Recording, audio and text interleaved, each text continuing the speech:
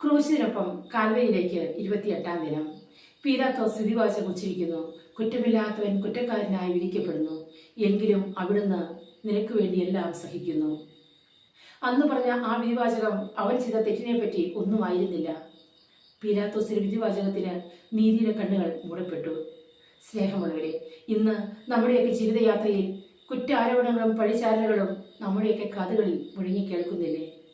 ചെയ്യാത്ത കുറ്റത്തിന്റെ പേരിൽ എത്രയോ തവണ നാം പഴിചാരലുകൾ കേട്ടിട്ടുണ്ട്. അപ്പോഴൊക്കെ നമുക്ക് ദുഃഖം അനുഭവപ്പെടാറില്ലേ? എന്നാൽ ഈശോയെ പോലെ നിശബ്ദനായിരിക്കുക. അവിടുന്ന് അറിയുന്നുണ്ട് നിന്റെ വേദന. നിന്റെ അതിരുകളിൽ നിന്നും അനീതിയുടെ വിധിസ്വരം കേൾക്കാതിരിക്കട്ടെ. ഹൃദയത്തിലേക്ക് ഒരു വാൾ കുത്തിയിറക്കുന്നത് പോലെയാണ് മറ്റുള്ളവർ നമ്മെ തള്ളിപ്പറയുമ്പോൾ നാം അനുഭവിക്കുന്ന വേദന. ആ വേദനയുടെ കോപ്പ നമ്മുടെ പ്രിയപ്പെട്ടവരാണ് നമ്മുടെ നേരെ വച്ച് നീട്ടുന്നതെങ്കിൽ ആ വേദനയുടെ ആഴം ഒന്നുകൂടി കൂടും.